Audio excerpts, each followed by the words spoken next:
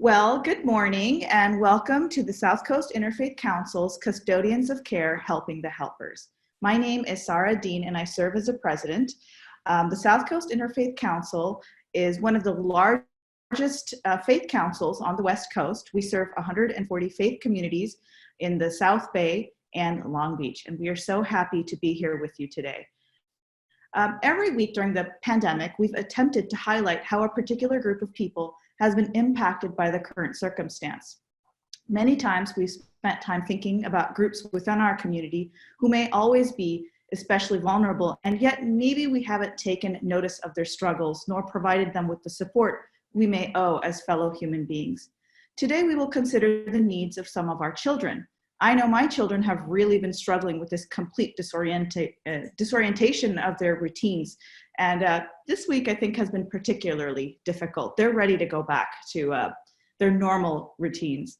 The teaching I'd like to share today is from the Buddhist tradition, dating possibly 400 to 500 years before Common Era. The Buddha had just one son, Rahula, and when Rahula was 7 years old, he became his father, the Buddha's disciple. He began his training as a monk, and this conversation between Buddha and his son, also his disciple, became known as the Rahula Sutta. In this unfolding conversation, Buddha taught his son about using one's actions as a mirror. Before you do anything, he taught Rahula, ask yourself, is what I intend to do here skillful or unskillful? Will it lead to well-being or harm? If it looks harmful, don't do it. If it looks okay, go ahead and give it a try. While doing it though, stop and ask questions. If it turns out that it's causing harm, stop. If not, continue with it. After you've completed the act, ask yourself the same questions. Did it bring about well-being or harm? If you see that what originally looked okay actually ended up being harmful, talk it over with someone else on the path and resolve never to make that mistake again. But if, as the Buddha put it, on reflection of a bodily, verbal, and mental action, you know that it did not lead to affliction, it was a skillful action with pleasant consequences, pleasant results, then you should stay mentally refreshed and joyful, training day and night in skillful mental qualities. As our civic leaders began considering lifting the stay-at-home orders around the nation, I hope we can all be a little bit more intentional about our actions, whether small or large, and consider their consequences. Truly, the circumstances we are in, this pandemic, is connected to our actions, and the answers probably lie there. With that, I'm so excited and proud to introduce Terri Nishimura, founder and CEO of the Pediatric Therapy Network in Torrance and Long Beach, California. Hi, Terri. How are you today? Hi. Thank you for having me. Oh, we know you're super busy. You're an essential business, right? So you guys are still providing services? We never stopped providing services, but we did switch our model, which I could talk a little bit about when we start talking a little bit about our services. But we are essential. We provide therapy services. So just to give you a little background on Pediatric Therapy Network, we are a nonprofit therapy and early child development center. Our professional staff are occupational physical speech therapists. We're in Old Torrance, and we actually have a pretty large footprint there in Old Torrance. We have several sites. And then we have a full service clinic in the Long Beach area. So we have a staff of about 200, 150 are occupational physical speech therapists, interventionists, early child development teachers, assistants. So of our 200, about 150 directly work with the families, and the rest are administrative support staff. And we'll be celebrating 24 years in September. So, wow, that is so exciting. Although I guess your guess is as good as mine. Who knows what that will look like? A virtual birthday party, or we'll figure it out. Yeah. What led you to this work? And tell us a little bit about your foundational story. Well, I am an occupational therapist. I grew up in Northern California, and I went to UC Davis. I knew I wanted to work with kids, and I didn't know exactly what that meant. If I was going to be a pediatrician, a physical therapist, I think I was leaning more towards that just because of people that I knew. And I was a human development, child development major at Davis, and one of the classes was I had to go and put in some hours. And this was, Sarah, many decades ago. So I had to go put in some volunteer hours, and the physical therapy, they didn't have any volunteers in the pediatric physical therapy area, but they did in occupational therapy. And when I went there, they were using a treatment technique called sensory integration. And I said, oh my gosh, this is what you guys do. You get to interact with children like this. This is what I'm going to do the rest of my life. So I applied to go to graduate school and was accepted at USC. This was back in 1981. And USC, the OT program, is now housed at the USC Medical Campus. But when I went to graduate school, it was held at Rancho Los Amigos Hospital, which was just a phenomenal place to have a graduate degree, being able to have access to Rancho. So I was at USC, and when my mother and I went to visit, because in that day we did not have the internet, and we didn't, it was kind of sight unseen. I knew it was the top OT program in the nation, but I hadn't seen it. And so when my mother and I went down to visit, somebody said, you need to train under Dr. A. Jean Ayers. And my mother said, you need to train under Dr. A. Jean Ayers. And, and Dr. Ayers was actually the pioneer in the field of sensory integration. So right now, when you hear about museums or children places or movie theaters that's sensory friendly, that whole concept of sensory integration came from an occupational therapist named Dr. A. Jean Ayers. So I had the opportunity to train with Dr. Ayers in 1983. Stayed on as a research assistant because she was developing a test and she was writing manuals. Her clinic was in Old Torrance, and she owned the practice, built her clinic, trained therapists from around the world through her partnership. She was on faculty at USC for 4 decades, and did test development. One of the very first professional women to actually do the kind of work she's doing way back in the 70s. So she did test development, she did research, she wrote articles, did presentations, trained therapists, and had a practice that was in Torrance where I trained. When she passed away, a group of us that trained under Dr. Ayers wanted to continue on with her work. And so this is a very unusual business model. We had 4 founding directors, and the story actually is a fun little story on really how we did open up. We were at our National Occupational Therapy Conference back in 1996, and it was in Chicago. And we had invited a parent that we knew to come join us and do a presentation about the parent perspective. And she said would you guys want to come and take an afternoon off? And we said, okay. And we actually went to the horse races, Arlington Park horse races. Her family was in the horse racing business. And so we took afternoon off and we talked about percolating this dream that we had of creating a clinic. And we knew that the pillars of what Dr. Ayers worked on and what we wanted to continue on were research, clinical education, and innovative based interventions. So it made sense for us to become a nonprofit business. So we intentionally made that decision that we wanted to be a 501c3 nonprofit then. Now we had no money, no backing, no benevolent, millionaires funding us. So we went to the horse races. And so in one race, that group of us put $2 bets on one race, and it wasn't like a win place show. It was some like trifecta, some combination. And it came in. And we won $300. No. And with $300, we went and got our business license. So no. Yes. And so we got our business license, and then we started trying to look for locations. And we had a very benevolent landlord in Old Torrance, and we still call him a benevolent landlord because he signed a lease for 5,000 square feet of space. And every year after that, we kind of added 3,000, 4,000, 2,000, so we're up to about 40,000 square feet of space. We have walls, we have murals, we have an outdoor playground, and our benevolent landlord lets us do all these really exciting things on his property. So that's why we call him our benevolent landlord, because he's just been awesome to work with in 24 years. So when we first started, we signed that 5,000 square foot space, had no really backing. We did what, entrepreneurs do in the tech world.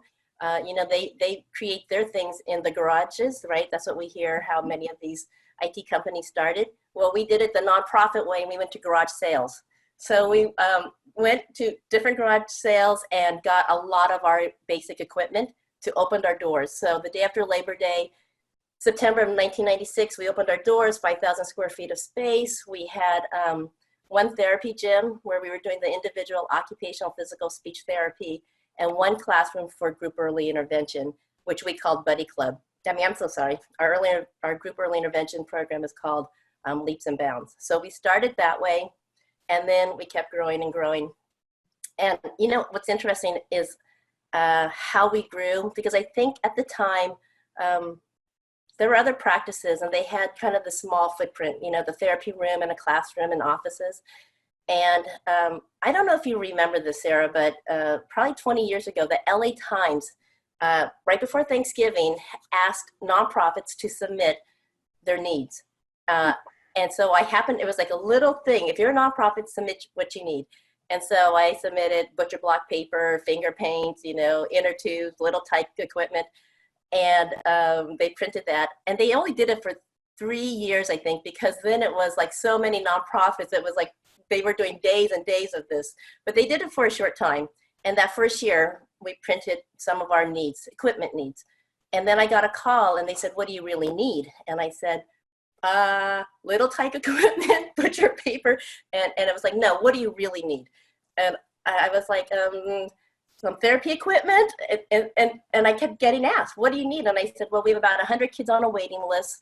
It would be great to have another therapy gym. And they said, the voice on the other side is, yes, that is what you need. And so this foundation that read this in the LA Times saw that, came and visited, and then gave us a grant to expand next door. There was space next door. And I think that started us all thinking we could go beyond, you know, our little gym and our little classroom. It really helped us to see that we could add on. And I that was just such a important time, you know, because it really changed how we saw what PTN could be. So, so we opened our doors and providing therapy services, and we've grown over the years, adding on programs as really driven by the parents. When parents say, I have this need, what can you do? So one of the newer programs after our early intervention was our summer camp, Camp Escapades. And we started that the summer of 1997. And it was a parent saying, my child is enrolled in a community summer camp, but he's pretty much in a room with a volunteer, and they both look sad and bored. Can PTN do something? And we said, yes, of course, we'll start a summer camp. So we have a summer camp called Camp Escapades. And then we also, I think, we had other parents who called and said, you know, my kids don't have any friends and they don't know how to make friends. Would you guys consider starting a program that's social skills community integration? So we said, yes, sure, we'll do that. So then we created Buddy Club. And then there's 3 other programs in our social skills community integration. We have Buddy Club, Buddy Builders, and My Place. And then, you know, when we opened PTN, the diagnosis of children with being eventually diagnosed with autism or for being on the spectrum for autism was probably more than 1 in 100,000 births. The CDC now says 1 in 54 babies born today will have a diagnosis of autism or ASD. And so some of the programs that we have developed has been because of that. So one of our newest programs is called the Early Start Denver Model. And it's a program that there's a lot of research behind it from UC Davis Mind Institute up in Northern California. And they've done a lot of research around this program. And now it's coming out clinically. So we have a couple therapists who are certified in this approach. And we just started the program, and it's been very, very successful. And it is for toddlers who are at risk or have already been diagnosed for being on the spectrum of autism. Mm-hmm. And it's a very parent participation program. And then the other program that I'm very, very proud about is Early Head Start. And Head Start's been around since the 60s. I think most people have heard of Head Start. It's a national program for families who have economic challenges. And what we saw was back in the 60s, kids who came from homes that had economic challenges needed help when they started school. So Head Start was really to help those families get ready so that they could be successful when they started public education. In the 80s and 90s, there's a lot of research done on early brain development. And as an occupational therapist, I'm really happy that there is this awareness of the importance of early brain development. Sometimes when you hear about STEM or something, they start talking about age 5. All of our brain information and you know, awareness starts from birth. So First Five California, First Five LA, they have all those really, fun commercials. And what they're talking about is the importance of early brain development. Did you know that in a developing brain, every second there's about 700 neuronal connections that are being made in the developing brain? So really just starting things right from birth, even prenatally, making sure that the mom is taking her vitamins, having, the well checks, the baby checks, all of those kinds of things. It's really important. So the federal government added on to Head Start and created Early Head Start. And so in 2010, PTN applied, and we now run an Early Head Start program. The federal government said, you're a therapy clinic. This program is for typical developing toddlers that are challenged because of economics, of family economics. Why is a therapy clinic going to run an Early Head Start program? And we actually thought that maybe we could create a program that's unique because of our professional staff, that we actually infuse, and Early Head Start's a holistic, it is such a beautiful program, and it's a holistic child development program that's a lot of family engagement. And what we did, that's just the unique twist, is that we actually infuse it with OT, PT, speech curriculum. Not that we're providing services for a child with a disability, but we're looking at it as prevention, enrichment, enhancement, early identification. So we have our therapists that help develop the curriculum, that provide consulting into the program, and then we do pro bono therapy for any of the toddlers in our Early Head Start program that might need therapy. So those are the overall programs that we have created in our past 24 years. Thank you. I'm so I feel your excitement and passion for your work is infectious. I feel excited now. So I have a zillion questions. Now, we are also a small nonprofit. So I have to ask you, when you need more funds because you want to expand services, do you still go back to the horse track? Okay, so the funny story about that is that our first fundraisers for the first couple of years was actually at the Forum. There was a service organization, it was like a Kiwanis or Rotary, and it was so many years that they were doing a fundraiser and the proceeds were going to PTN, and then slowly we took over the fundraiser. We decided to do the fundraiser ourselves, and so for probably the first 5 years, we had a fundraiser at the races, evening at the races. No way. And we had Lafitte Pichai Jr. was our spokesperson. So, wow, so you honored your initial investment very seriously. That's very lovely. With Lafitte, I don't know if you remember, but Lafitte had an accident that was more of a career-ending accident. He was from a horse, and it was during this time that we were doing evening at the race. And so he hadn't been back to the race. He had a halo brace and everything. He hadn't been back to the horse race, but wanted to honor his commitment to being our spokesperson. So came back to the racetrack, was our spokesperson, and he's such an awesome guy. And then he actually went down, and the jockeys hadn't seen him since he had his accident. So, and he went down, but part of it was he felt like this commitment to being our spokesperson and coming to the event. He showed up for you. That's beautiful. Can you tell us a little bit about the children and families you serve? A lot of the time we hear this expression, a child is on the spectrum. What exactly does that mean? What is the range of developmental, behavioral, and social delays addressed by your services? So the children that come to PTN have a need for really the core professional staff are occupational, physical, and speech therapists. Mm-hmm. So the core of families who come have a need for that type of intervention. Then I shared a little bit about our group programs, early intervention, that's for babies up to age 3 that have global developmental delays. The social skills, again, it could be for a child who maybe doesn't have a diagnosis, but really isn't reading the cues on how to, enter a friendship, or can have learning disabilities, or can have a diagnosis of autism. So it really depends on our programs, the kinds of clients that come. But in terms of categories, so we provide services for children that are very mild. So it could be a baby with torticollis. So just really strengthening the neck on one side, and physical therapists working with the parents, and very short term. It could be an occupational therapist working with a child with low muscle tone and has handwriting issues. So a speech therapist working with a child that has articulation. So, kind of these short-term mild feeding.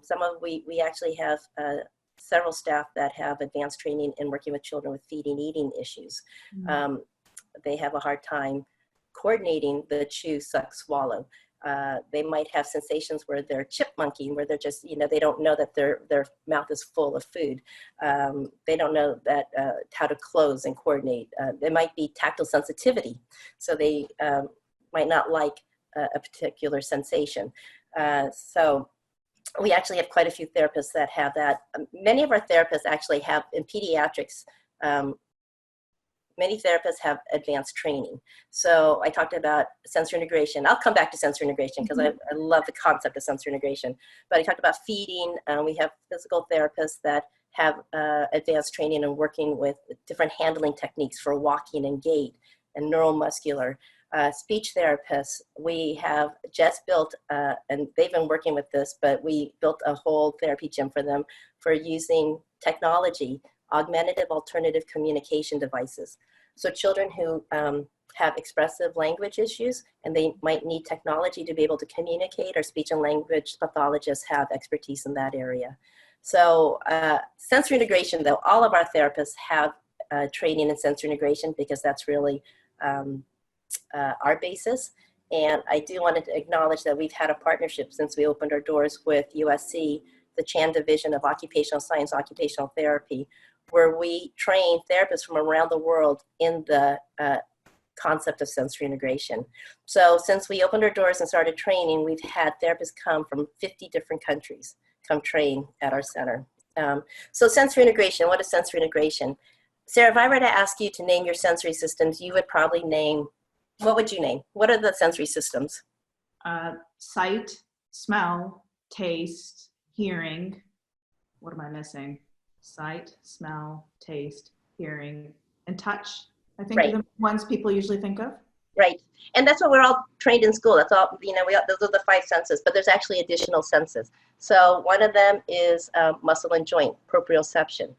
So you don't really think about where your body is in space. You don't really think about where your hands are. Are your legs crossed or not crossed? Are your arms, is one arm higher? Are you resting your, if I was like this, would you know what arm, is it your right or left arm that's propping up your head?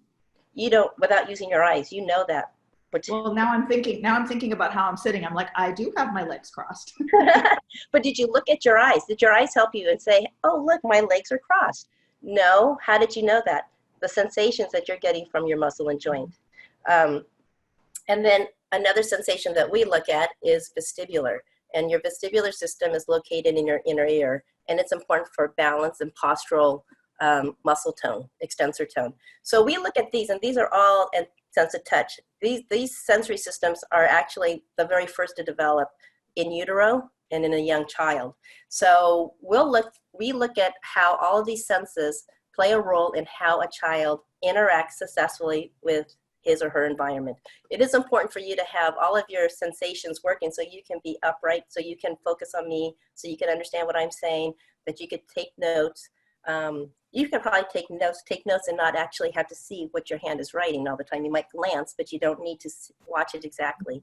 If you had your purse there and I said, oh, Sarah, go in your purse and pull out a pen, you could probably do that with just your sense of touch.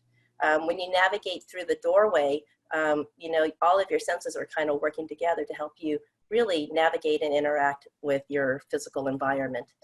Some of our kids have oversensitivity. So I see that you have this beautiful scarf on, and some of our kids are actually overly sensitive to touch. So that might be a very irritating sensation for them. The tags in the back of their shirts, getting their nails trimmed.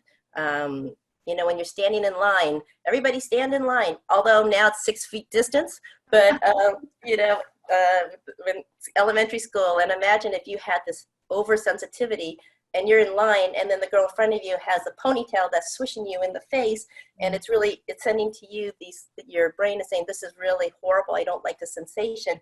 You might try to push you might do this, get away from me, and it might be seen as a behavioral thing. If you ever watch your kids in school, how they some kids just need to move around a lot, swivel around, prop their head. A lot of that is just giving extrasensory cues. So that is the area that we actually have an expertise in. All of our therapists are trained in sensory integration, and that was the work of Dr. A. Jean Ayers. I told you how I trained at her clinic in 1983. She's now has passed away, but PTN houses the original A. Jean Ayers clinic. So she actually bought the property, built her clinic. It was a laboratory, and PTN we have the original A. Jean Ayers clinic where we continue to do therapy and interventions from her clinic. So did I go off topic? What were you asking? No, it's fantastic. I'm actually just thinking about my son in kindergarten. Each child was supposed to sit in this teeny tiny little square on the rug. And my son, for the life of him, he's paying attention, but he can't do that. He just cannot sit in a square. So he actually had a kindergarten teacher that picked up on it very quickly. And I remember she asked me, she said, do you mind if your son, he likes to splay out, like that's how he feels comfortable. So he had like 2 or 3 squares that he was allotted, but that really, really, really helped him. Or having the flexibility, or having a teacher that knows, sitting in a chair is not easy for some kids. Right. They want to be moving, and they can be, I know my son has surprised me at times because I think he's not paying attention to me or doesn't know what's going on. He'll be moving around somewhere in the room, and then he will come and give me a full transcript of what the conversation was. So yeah, so that's fantastic. But you know what it is like society is like you sit and you pay attention, and this is how you learn, and Yeah. really little bodies were not designed to sit for so long. They need their breaks. So we really will work with teachers and give suggestions of things they could do in the classroom, or, maybe after that recess break, that's the time that you teach, the hardest subject, because they just need to get out and run and play and jump and swing, and they could come back in a much more organized way. And even at home, work with the families at home. Sometimes it's like saying, let them jump on the bed, let them jump on the couch, let them roll, get the sheets out, let them make a mess. Let them bang on the pots and let's do the finger painting, all this stuff, because that's actually what is going to help them. This is becoming very personal for me now, but I'm thinking about how, as a parent, when your child doesn't fit into that square, whether we're talking about the physical square or the allegorical square, it's really hard on parents. There's moments where you feel ashamed, you feel incompetent, you feel like you're failing your child because you're not able. I know I've had lots of those moments when you look and you see all the other kids are lining up nicely. Why can't my kid line up nicely? How do they find their way to you? I mean, I think about how I've had some luck now, and we've found ways that empower my son, and he's thriving, he's doing great, but it's been a process. How do people find your services or know that there isn't something innately wrong with their child and that this is okay? How do parents arrive at that point? So I have been a clinician for almost 40 years. And I will say to the parents, trust your instinct. Trust your instinct. So sometimes you will see something and what you'll hear is like, no, wait, they'll grow out of it. I was a slow talker.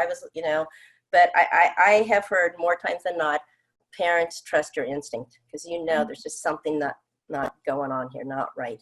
The other thing is that I think everybody's brain learns in different ways. Now, maybe the majority can sit and listen, but if you have a child whose brain is processing things and learning things in a different way, I'm going to say parents and caregivers, you have to be the ambassador and the advocate. Let the guilt go, because they don't have a voice. Your kids don't necessarily have a voice. You're their voice. And so you have to learn to be an advocate for your child. I know that even with my own he actually spit up a lot when he was a baby. And on my own, I just went to a gastroenterologist because I was kind of told, wait, he'll grow out of it, he'll grow out of it. But it was to the point of where it was a lot, and it was not typical. So I went to, and we were able to have insurance, and I was able to go to a gastroenterologist, and that wasn't typical. But I had to go a little bit against what I heard was, wait, he'll grow out of it. But I knew this was just not right for this age. This was just too much. So I think that go with your instincts, seek out information. There's so much more known, nowadays too. Pediatricians, the Academy of Pediatrics recommends developmental screenings. And I think that didn't happen when my kids were young, but if for the baby well checks, there's developmental screenings. And I think what is really wonderful about the developmental screenings is that they have high validity and predictability. But the most empowering things is that they give parents words to use. So it's not like there's something going on. I can't pinpoint it. With the developmental screenings, there's a list of questions, and you could say, you know what I noticed is that he is having, and you could use these words. So it's a really empowering. It's empowering for parents. Mm-hmm. So first I would say, I did have fussy kids, and you get it. I had my postal carrier told me that I carried my baby too much. He was a very fussy baby. My postal carrier. And I said, I'm a pediatric occupational therapist, and I am responding to my baby's nervous system.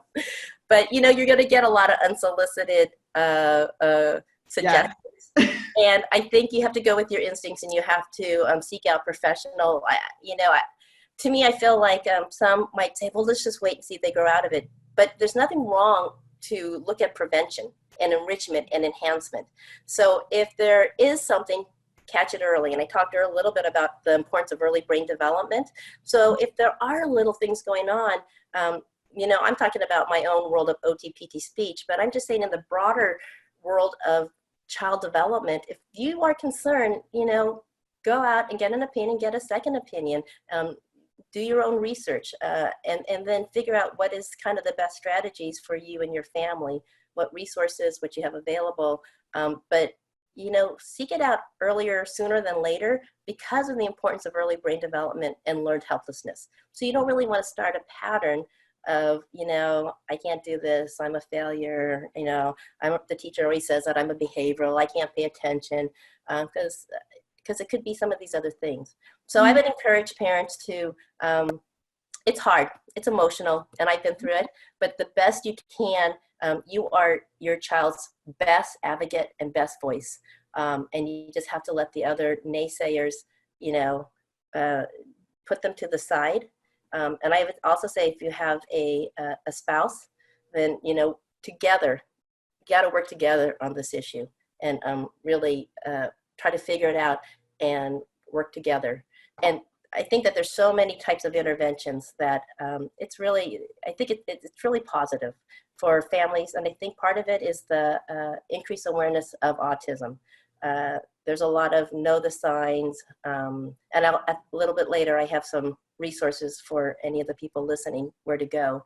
But I think because of the increased diagnosis of autism, it's helped increase the awareness of early child development. So even young children that might have some developmental concerns, they're getting picked up because parents are very aware of what's going on with autism and the increased number of kids being diagnosed.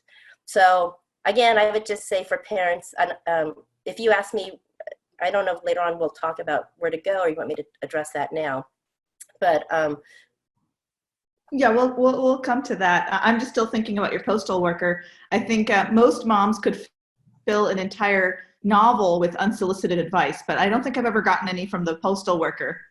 That's fantastic. Although we have to appreciate our postal workers these days. Thank goodness for them. But they do a great job. I know that they do safety checks on seniors and things like that. And it's oftentimes, the in-laws and the parent comments and things, it's from a good place. It's a good heart.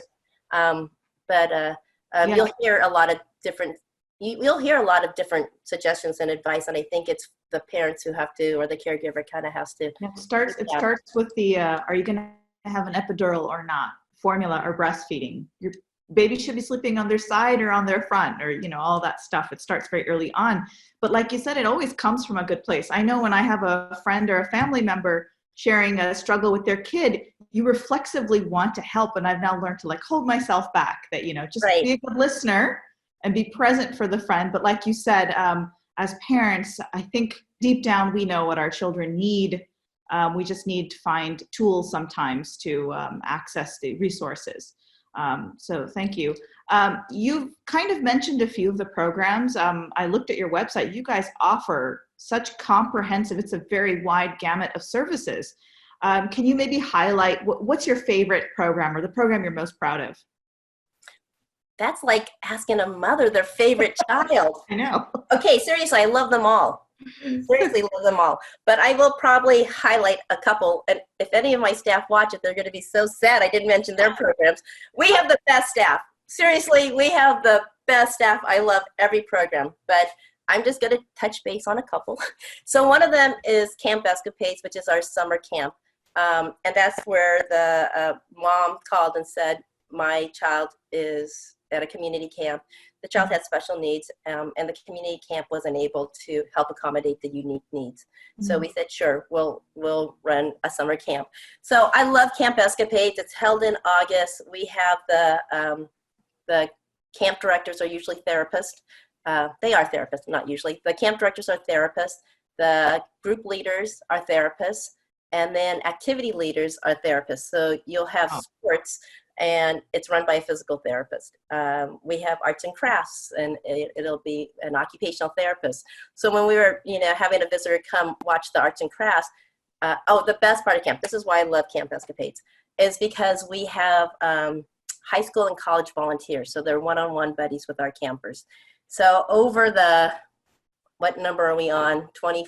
We started in 1997. So in our 24, 25 years of summer camp, we've had thousands of high school, college kids who've come through, and they wear a white shirt, so we affectionately call them white shirts. So during summer, you might see the PTN logo on these white shirts, and these are these volunteers. And I think that's the best story. This is why I love camp. It's like these stories of these volunteers who could be going to the beach and could be shopping, and they are one-on-one buddies for kids who have significant struggles and issues. We've had a girl who said her life will never be the same after volunteering at camp. Her lenses of life are different. We've had stories where some of our older campers, oftentimes to have a special need child, a child with special needs at school, there's isolation. They're maybe not invited to the parties. They sit by themselves at lunch. Like the parent who said, my child roams the periphery, doesn't know how to make friends or stay in a play situation. And so everybody knew this great kid at camp. And so when he went back to school, he was older. And so they had some of the volunteers saw him and invited him to join at lunch. We had some of these white shirts. It becomes a career calling. That happened for me. I knew I wanted to work with kids. I had an opportunity to work with kids with special needs, and I knew that's how I was going to dedicate my life. And so I think something's very similar with camp. We have a lot of these kids who then want to become therapists, special educators, go into healthcare, and they want to really focus on working with individuals with special needs. So I think that's my, that's why I think why I love camp is because of this connection of the community and these typical high school, college volunteers. We had a volunteer one time with kind of the spike hair and the Doc Marten boots, and didn't necessarily want to be there, was encouraged by the parents to volunteer. Maybe they signed him up. And he was like, what am I doing here? And then at the end, he went to become, he was going to become a psychologist to work with kids. We had another one where the sibling was a white shirt and her brother was a camper. And she was really angry about being a sibling and having a child with special needs. And she was just angry. And the parent shared this with us. And she said, day by day, that anger just dissipated. I mean, she's not the only sibling there, and her brother's not the only one. She saw a camp with 100 kids here and white shirts. So I think the beauty of camp is just this interaction is, first of all, it's just this great fun program, very therapeutically infused because it's run by therapists. But then this high school, college volunteers just add this unique element to it. So Camp Escapades is probably one of my favorite programs. And then the other one that I think is really special is the Early Head Start program. So again, there are many Early Head Start programs throughout the nation, but our model of incorporating OT-PT speech, again, not for 20% of those enrolled in Head Start and Early Head Start need to have a special needs. And our program is not geared looking at those 20%. Our program is geared looking at the 80%. Looking at language, looking at fine motor, looking at gross motor, looking at things that we can do to enrich, enhance babies and toddlers that might already come into a situation because of economic challenges. How do most people find your services through their physician? Is it usually a parent has shared that something's not quite right or they're needing help and a physician does a screening? How do people find your services? How do they end up at your center? I think through a variety of ways. Definitely pediatricians. There are support groups. So if you have a child with Down syndrome, there are parent support groups. There are also for autism, there are parent support groups, local parent support groups. There are neighbors, word of mouth, such a variety of ways. But if you are asking if you are a little bit worried and how do families find themselves to PTN, then definitely contact your pediatrician and express the concern that you see in development and ask for an evaluation for OT-PT speech evaluation. If you have concerns about developmental, and you know what they say, a baby born today, according to the Center for Disease Control in California, 1 in 4 will have a developmental concern. So if you have a baby and a toddler and you're a little worried about development, then you could contact, in the state of California, we have a unique program called Regional Centers. And it is administrated and funded through the state of California through the Department of Developmental Services. For the state of California, the website for the Department of Developmental Services is dds.ca.gov. And then they fund 21 regional centers throughout the state of California.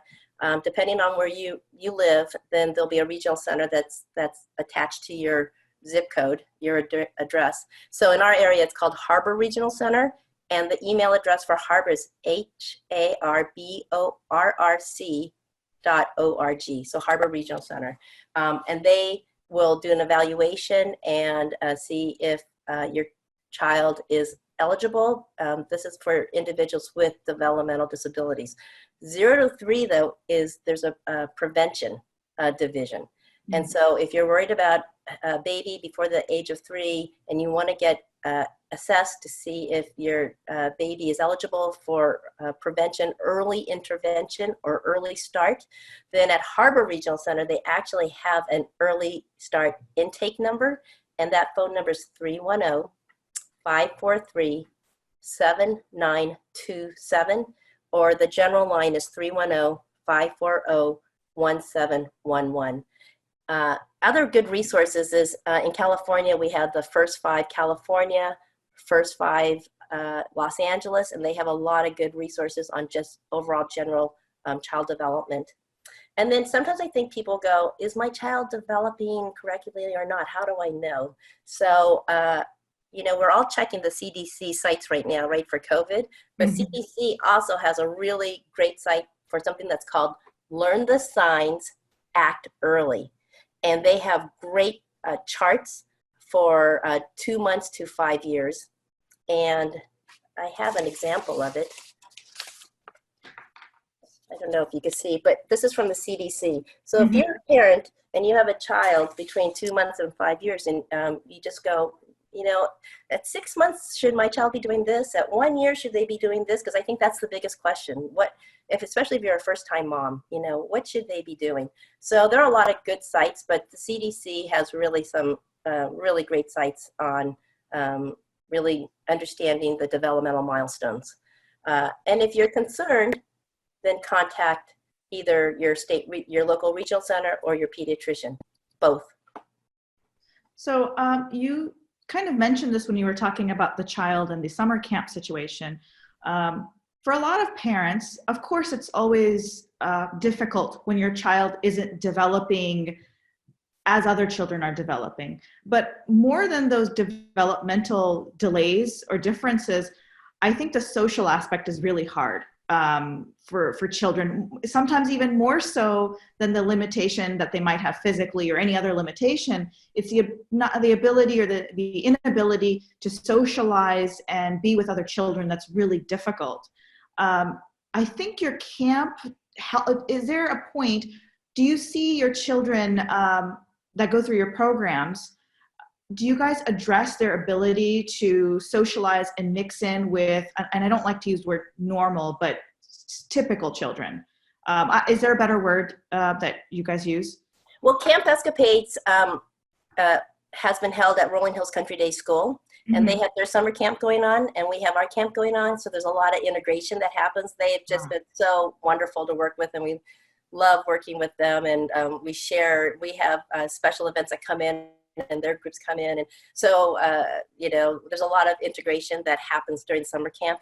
But when you talk about friendship, which is really painful, there's an emotionality to that, right? Because with my own kids, how'd you do on the history test, but who'd you have lunch with? It's that there's that emotionality, and if you have a child that is struggling with the social cues, it's hard when you hear your child, everybody got invited to this, or, so-and-so, you're left out. That's emotionally painful for everyone. So that's why we actually created the social skills community integration programs, the Buddy Club, Buddy Builders, and My Place. And when you think about social skills, it's a very high level. When you think about how you, what fun things do you like to do? Book club or having dinner with friends? And really, when you think about life, I think COVID is really bringing this out, honestly, because we are all safer at home and social distancing. But what do we all feel? We feel, isolated, and it's a little sad, it's a little depressing. We're not connecting. We get that charge and energy when we connect out and, have those chats and fun things that we do, walking and jogging and playing volleyball and, doing all those kinds of things. That brings joy to our lives, right? And I'll say this, so did you have joy waking up and taking a shower and brushing your teeth and, making your breakfast? What really brings you joy in life? It's those social interactions. But it's very high level. But imagine right now with COVID, that's how probably a lot of the individuals with special needs feel every day, that type of feeling, right? And so we want to, again, as young as possible, help them develop skills, because some of it is reading body language. So if Sarah, how would you feel if I was like, we're conducting this whole discussion and I'm talking to you like this, because, hi, Sarah. Hi, I assume you don't want to be my friend. Or, hi, Sarah, if I'm right in your face in that personal space. So it's very high level skills, and it's really, there's some concrete skills that we can teach kids. For example, if you put your arms out and robot arms, that's about the distance that you will want to stay from another person. Okay, now we know it's 6 feet, but in usual everyday situations, it's about robot arms distance, instead of like up in your face, because you might have been around a child with special needs that is really right up, or they're lean against you. So they could be taught, this is what people feel comfortable when we're using robot arms, or thought bubbles. A lot of things we think about just stays in your thought bubble. They don't come out in your words. Or so there's a lot of really concrete examples that are social skills. How does your body feel today? Are you a little Eeyore, or are you Piglet? And then if you are Eeyore, what are some activities you think you can do to get you a little bit? So we have them look at their own body and what's going on with their bodies and things that they can do to increase attention, or maybe bring it down a little. So there's a lot of concrete, our curriculum has a lot of concrete training, all of our programs, there's parent support, parent training. And then we do it where there's practice time. And then it's also out in the community where they'll be practicing going to a restaurant, playing at the park, things like that, having play dates. And we're actually, go ahead. I'm just thinking about how there's political leaders that I wish they had learned to keep some of their thoughts in their bubbles in their heads. Things might be different today. Well, you know what I think is a little unfortunate, because during the Great Recession, there were huge budget cuts. And to be honest with you, I'm really worried about what's going to happen in the state budget this round. But during the Great Recession, they did cut funding for summer camp, and they did cut funding for social skills programs. And yet those are the things that I think really bring, for many, especially for adults, we work with children, but they're adult programs, that might be their sole social, recreational, get out, do something that they have. And those programs were cut, and they were not restored after the Great Recession. And like you're saying, one of the biggest things that we've all learned staying in our homes is how critical and important connecting with other people, connecting as communities is. So I have another question for you. A family that has a child that might seem like they need some attention or have some delays, they might seek out help, or they might reach out to their physician or to their pediatrician or to their school. What about families that don't have that kind of difficulty or challenge? They also have children that are out in the communities, right? Is there something those families can do to help create a more supportive community, a more supportive place for children that you guys work with? What is our obligation? As a community, we're all interconnected, right? So if my neighbor is struggling with something, as a person of faith, I believe that I have a relationship with my neighbor, or I have a relationship with my grocer. These are all relationships I'm called to honor in some way. So how can I honor, or how can I teach my children to honor relationships with children that might not be able to fit in the square all the time? I think those children and those families have the same wishes and desire as all. They want to be included. They want to be invited. Maybe if you could remember a time where you had your toddler do that meltdown at Target and how you felt, or at the grocery store, and how, mortified you were because, other people were looking at me. So they might not understand that their child has a special needs, and, at that time is doing that. So I think what we can do is show empathy, show understanding, go up and say, how can I help you? What do you need? During this time of isolation, I think it's important for all of us to look out and say, how can I help? What do you need? So I think for our community, we want a inclusive community, right? I think that's the beauty of one's community. Nonprofits are oftentimes talked about as the safety nets. We also the arts and music, it's humanity, all of these things that nonprofits bring to me makes our community beautiful. Mm-hmm. But we also work with those that are the most challenged, the more vulnerable, the ones that are, if it's mental health, if it's homeless, if it's, all those other, the big topics of social services and nonprofits, what we do and meet. We need our community to help support and embrace us. Not during these times of crisis, 365 days out of the year, year after year. These are the programs that oftentimes are the first to get cut. Mm-hmm.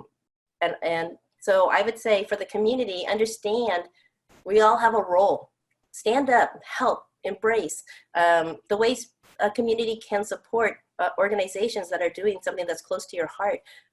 Nonprofits are governed by board of directors, and those are people in the community that volunteer their time. Mm-hmm. So if you really have a passion for mental health or homelessness or children with disabilities, seek out those organizations and step up and help. And what can I do? And how can I volunteer? Within your own community, your neighbors, how can I help? What do you need? I think sometimes a parent who's just struggling and somebody just come up, instead of, I think there's a tendency to maybe like ignore or walk the other way, just come up and say, this looks like a struggle. How can I help you? Mhm. You know, in a really just an empathetic, compassionate voice. And they might say, I don't need anything right now. Or sometimes they just might say those words, you don't know how much that meant for you to come up and just do that. So Terri, how has the COVID-19 pandemic impacted the families you serve, your ability to serve, and how are you guys meeting those increased needs despite all the limitations and impediments of social distancing? So we're a pretty large practice. We see about over 5,000 children and families. And it's not where they come for an appointment and then come every 6 months. Many of these families come a couple times a week. We have a family that actually has 3 kids, and all 3 kids are getting all of our services, OT, PT, speech services. So they're doing 9 sessions a week. When COVID hit, I don't know, Sarah, if you remember this, but my family was watching the basketball game. We were having dinner, watching the basketball game, and then they suspended the basketball game, and they had everybody leave. And we were like, what just happened? Because, you know, we heard about this virus kind of going on, but I don't think it really fully hit us until the NBA suspended the season. And then the next day it was the school districts. So we are essential business, but we felt how could we safely do the kind of therapy we do in person with all the children and their family and our therapists together. So on March 16th, Monday, March 16th, we stopped providing in-person services, and we got ramped up into providing all of our services through telehealth or remote services. So back in 2017, you know how I earlier said we started off with at our National OT Conference? Back in 2016, there were a lot of sessions at our National OT Conference on telehealth. But the idea of telehealth was really for remote rural areas where there wasn't a therapist for 100,000 miles type of thing. But I thought, you know what? There's not PTN everywhere. There's not PTN in South Central LA. There isn't a PTN in the Inland Empire.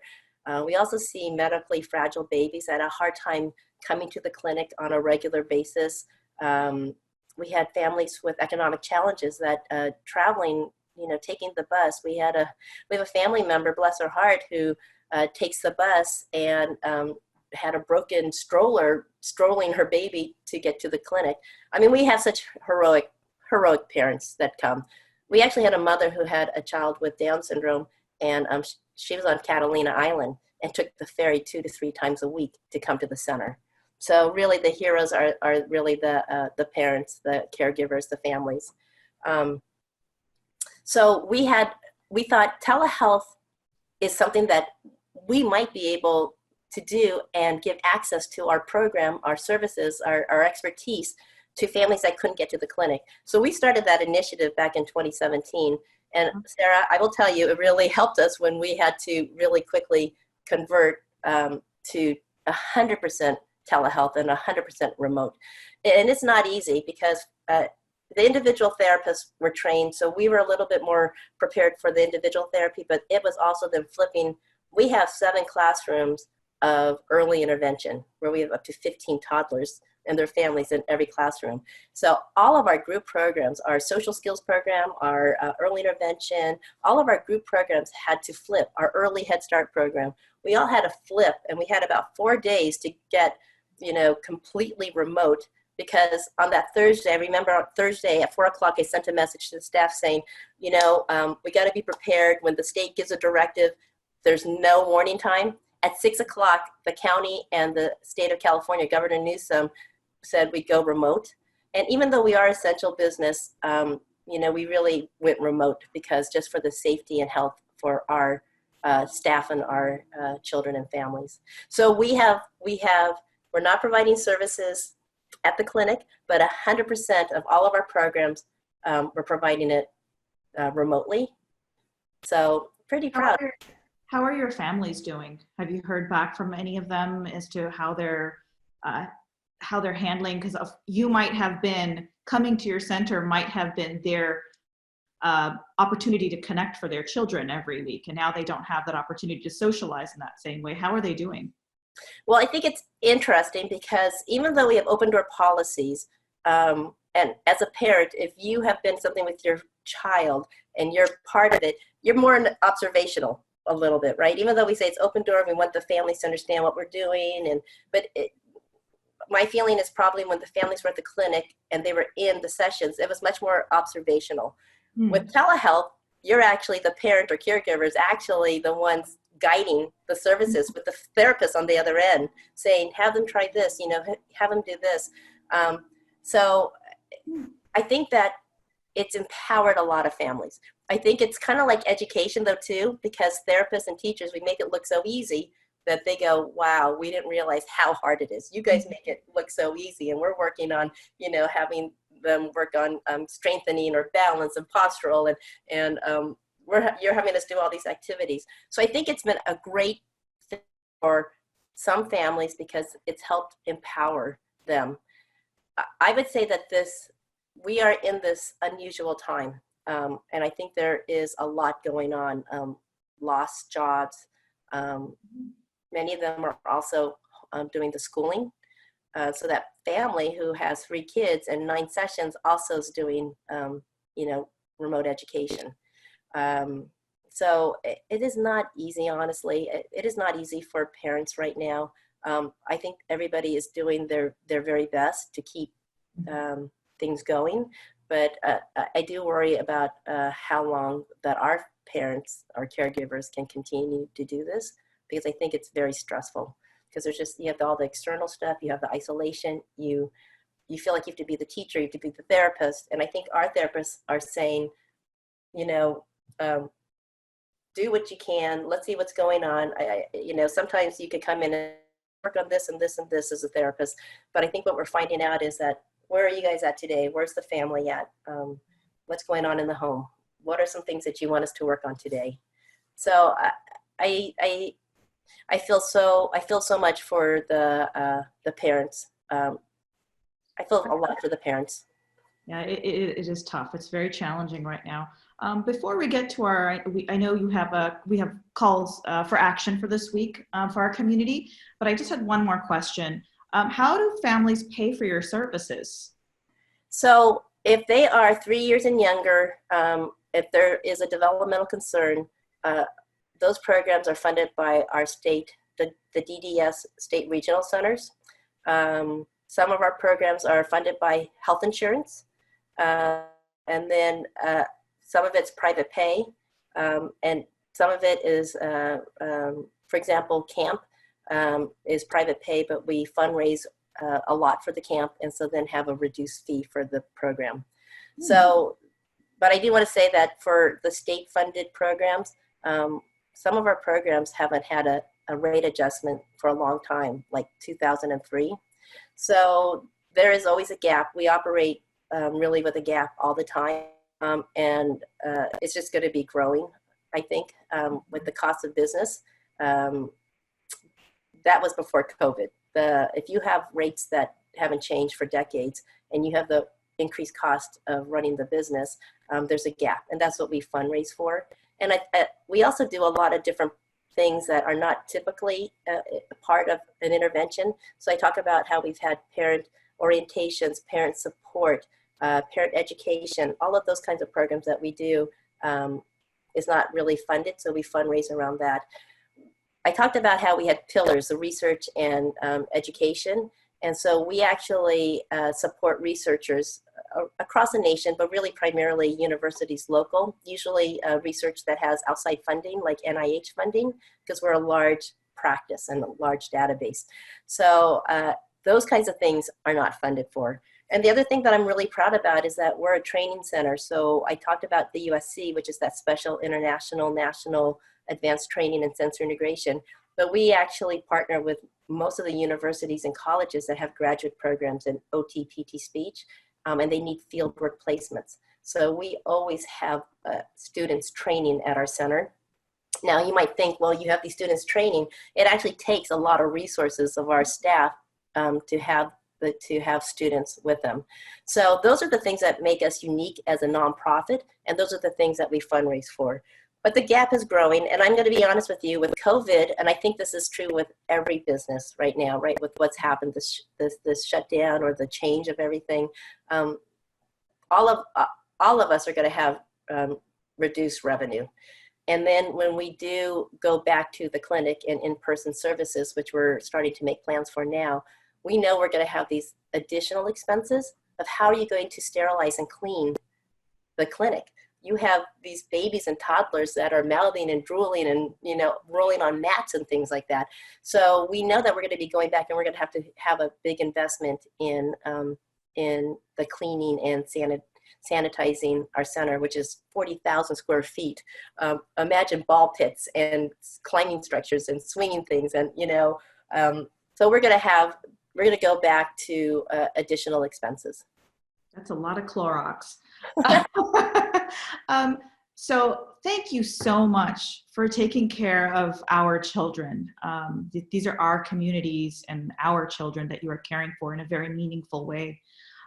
What can someone watching right now do to help support your efforts? Well, first of all, thank you for letting me share about our practice and sharing about what we do and the kids. And, you know, if it helped answer or guided a family member, you know, that's the best. Pediatric Therapy Network, if you want more information, our website is www.pediatrictherapynetwork.org. And actually, during this COVID time, if you go on YouTube and search Pediatric Therapy Network, we have posted, I think, close to 25 videos that we have produced. All of our departments have done some fun things. Physical therapists have done things with painter's tape, and I think that one got viewed 20,000 times or something like that. So there's a lot of fun activities that is just out there for families. So on YouTube, look at Pediatric Therapy Network. We have a lot of our toddler programs. Songs that they sing in our early intervention program, and we have our staff singing the songs, and that might be helpful for parents who have toddlers at home. So also on our website, we have parent resource page. So there's a lot of resources there for parents under Pediatric Therapy Network. So the two call for actions. The first one is, and this is true for all nonprofit organizations, and somebody asked me something earlier, what could the community do? And I'm going to say stay true to your organization. So if you have a passion for the arts or mental health or children or seniors, and stay with those organizations, stand up, help, give more, because we are all impacted by what has happened. So general fund support is the best way. Even if it's $25, you know what, it'll go to direct use. So call to action number one, if you have funds, you know, go to our website, donate to PTN, that would be great. The second thing is our toddler programs. We have a lot of the toddler programs, the early Head Start and early intervention. So there's a need for diapers. Diapers size 4, 5, 6. And even during this time, our early Head Start and early intervention, we've gotten donations of diapers and baby supplies. So diapers, wipes, baby shampoo. And so we've been giving them out to our families. Also disposable gloves, because I think that when we come back, we're going to need a lot more disposable gloves. So if you want to donate, we would love diapers, wipes, baby shampoos, baby supplies, and disposable gloves. And if anybody's interested, they could contact our facility director. His name is Benny, and his email address is Benny, IBENNY, at ptnmail.org. That's if they have, if they'd like to drop off a donation, they need to email him? Okay, so don't just show up at the center and leave a box of goods on the outside, but email Benny to arrange for it. Yes. Okay, awesome. How can people, I think you've already shared with us, if people are interested in learning more, they can visit your website. We'll make sure to list the website at the end here. Many of us are struggling with isolation and disorientation. We miss our loved ones. We're struggling with grief. what's keeping you inspired and hopeful today? Honestly, this is going to sound sappy, but I am just in awe, really, of my staff that just are doing just amazing things. They're just giving it their all. They're just going above and beyond. They're just thinking of how they can reach families. You know, when we're talking about the group programs and doing remote services, they're creating learning packets. They are doing these videos. They are, even if a family just isn't able to do that session, they're calling and just saying, what do you need? How are things happening? You know, what's going on? How can we help? We're a trusted partner with many of these families, so we're also helping them to connect to community resources. So we're oftentimes sharing, where are the different food banks? Where can you get this? Where can you go for this test? Where can you access things? So we've become a community connector. But I think what I just love is just hearing the stories of our staff that are just going above and beyond, and they're doing it with a smile. So if they're doing it with a smile, you just have to smile. Yes. Oh, thank you so much, Terri. Is there anything else you'd like to share? Or have we covered everything you'd like to communicate today? Well, thank you to the organizations that you work with. I think the concept, allowing a nonprofit to come in and share their stories, that's just beautiful. So thank you for all that you're doing and your organization is doing. No, you're very well. I mean, it's an honor for us, really, as the pandemic, you know, as we were all in that week that you described, that March 16th week, as we were all just, there was shock for a couple of weeks. But everyone on our board immediately felt drawn to finding ways to uplift and support people that are especially vulnerable or might end up especially isolated at this time. And we figured, instead of trying to reinvent the wheel, there are these great nonprofits here locally. Why not reach out to them and try to support their efforts? So that's why we try to create this, you know, call for action every single week. So we really appreciate you sharing about yourself. It's a very intimate story, actually, and I really appreciate that, sharing your story, sharing the Pediatric Therapy Network with us today. Have a wonderful day, and again, thank you so much. Thank you.